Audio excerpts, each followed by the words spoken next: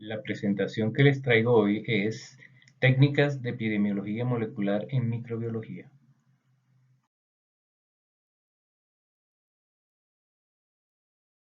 Quiero comenzar hablándoles de un ejemplo de cómo puede usarse la epidemiología molecular. Entre mayo y julio del 2011 hubo una epidemia de E. coli productora de toxina Shiga, serotipo O104H4 en Alemania.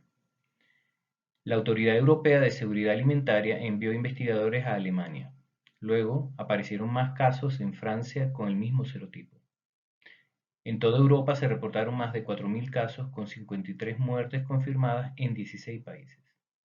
Todos los pacientes se ligaron a orígenes en Alemania y Francia.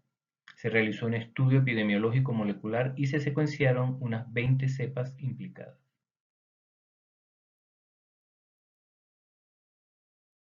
Este fue el segundo brote epidémico más grande de una cepa STEC a nivel mundial. Los pacientes desarrollaron un alto porcentaje de síndrome urémico hemolítico. El estudio epidemiológico identificó la fuente de contaminación en un lote de fenogreco germinado cultivado en Egipto. Estos son como frijoles chinos. La epidemiología molecular permitió identificar la fuente para eliminar el material contaminado y evitar nuevos casos y desarrollar un sistema de detección. Para comenzar, les quiero hablar de algunos conceptos básicos que quizás algunos no manejen del todo. Aquí, por ejemplo, les muestro esta imagen que ilustra cómo una enzima de restricción puede reconocer una secuencia de ADN y cortarla de forma precisa. Existen dos tipos de corte, uno liso, como el de SMA1, y otro dentado, como el de PST1. Una técnica muy útil para el análisis del ADN es la electroforesis. En general, las moléculas de ADN que están cargadas negativamente se hacen pasar a través de una matriz gelatinosa, que hace que viajen de manera diferencial dependiendo de su tamaño. Esta técnica es de mucha utilidad para caracterizar fragmentos por su tamaño. Cuando se combinan el uso de enzimas de restricción con la electroforesis, se pueden caracterizar diferentes moléculas de ADN que generarán patrones de banda distintos al ser cortados en diferentes sitios por cambios en su secuencia, que luego son separados por electroforesis generando un patrón de bandas específico de cada secuencia. Les muestro un ejemplo de una investigación que hicimos para diferenciar beta-lactamasas CTX-genes tipos 1 y 2. Se puede ver que las tipo 1 generan tres bandas porque reconocen el fragmento en dos sitios distintos, mientras que el tipo 2 genera dos bandas porque solo reconoce el fragmento en un solo sitio. El método especial de electroforesis es el de campo pulsado o PFGE por sus siglas en inglés. El método consiste en 5 pasos. El primer paso es añadir buffer para estabilizar un concentrado de células bacterianas. Luego se le agrega agarosa fundida para generar los bloques. Estos bloques luego son tratados con lisantes de células para romper la célula y liberar el ADN. Luego este ADN se digiere con enzimas de restricción que luego son corridos en un tipo de electroforesis especial.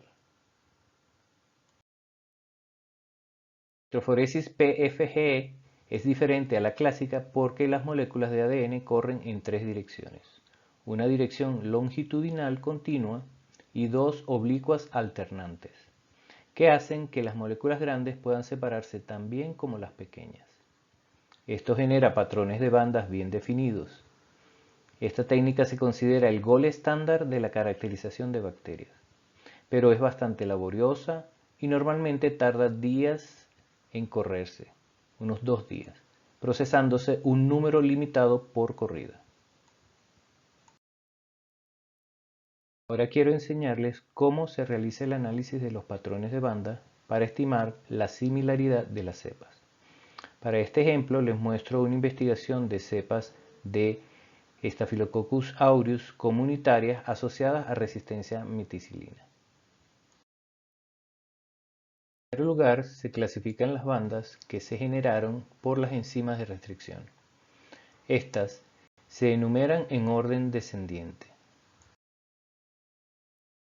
Se especifica qué bandas están presentes en cuáles aislados bacterianos, anotando la información en una hoja de cálculo, colocando 1 cuando la banda está presente y 0 cuando está ausente. Luego se analizan los resultados utilizando programas computacionales que permiten hacer análisis estadísticos. Uno que está disponible de manera gratuita es PAST. Este permite usar diferentes métodos de análisis. Aquí vamos a ver un análisis por el índice de similitud de Jacquard. Aquí pueden ver el árbol de similitud generado. Se demuestra un solo clon en los aislados del 8 al 15, clones relacionados en los aislados del 2 al 7, mientras que un clon es una cepa bastante diferente. Este análisis permite asumir que es una cepa que tiene tiempo en la comunidad, pero una cepa de las relacionadas generó un brote epidémico en un grupo de personas. Es muy probable que el clon 1 y el resto tengan la resistencia a partir de elementos móviles como los plásmidos. Existen otras técnicas que, aunque no son 100% reproducibles, son muy útiles por su fácil aplicación y eficiencia para analizar gran número de aislados. Todas las bacterias tienen elementos repetitivos, conservados y dispersos por todo el genoma de la bacteria. El diseño de estrategias para la amplificación de las regiones entre repetidos permitirá generar patrones de bandas que luego pueden ser separadas en una clásica electroforesis. Esta técnica puede implementarse en unas pocas horas, a diferencia del campo pulsado. Les muestro un ejemplo de una ERIC-PCR que implementamos para caracterizar aislados clínicos de Pseudomonas aeruginosa del Hospital Luis Ortega de Porlamar. En este estudio analizamos un grupo de bacterias que generaron infecciones intrahospitalarias, mayormente en niños recién nacidos. Como pueden ver, la técnica genera patrones de banda que permiten la comparación entre aislados de una manera eficiente.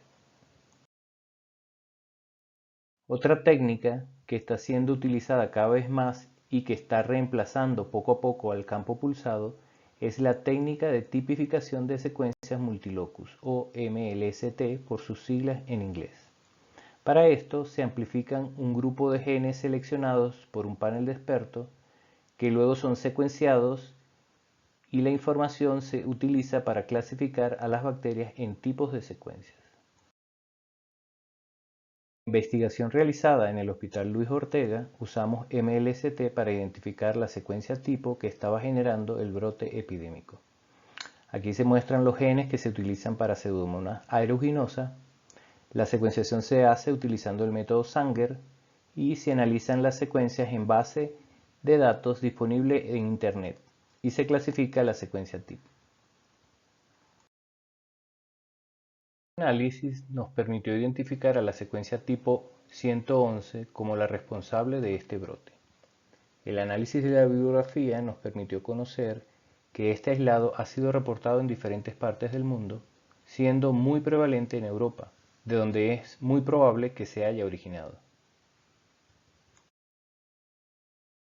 Dado el impacto que tuvo este brote en los pacientes recién nacidos, decidimos secuenciar los genomas completos de 10 aislados de este clon, escogidos de diferentes áreas del hospital.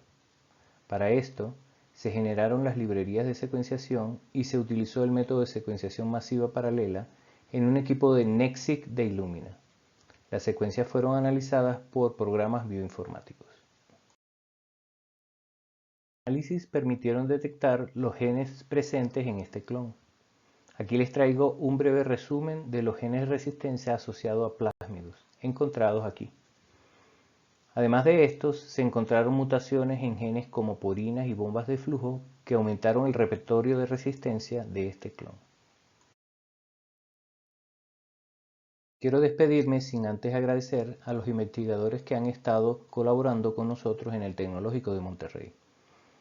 De la Universidad de Oriente, las doctoras Elvia Micheli, Militza Guzmán y Elsa Salazar. Del Hospital Universitario Antonio Patricio de Alcalá, Dianni Martínez, Luisa Caña, José García, Lucy Rodríguez.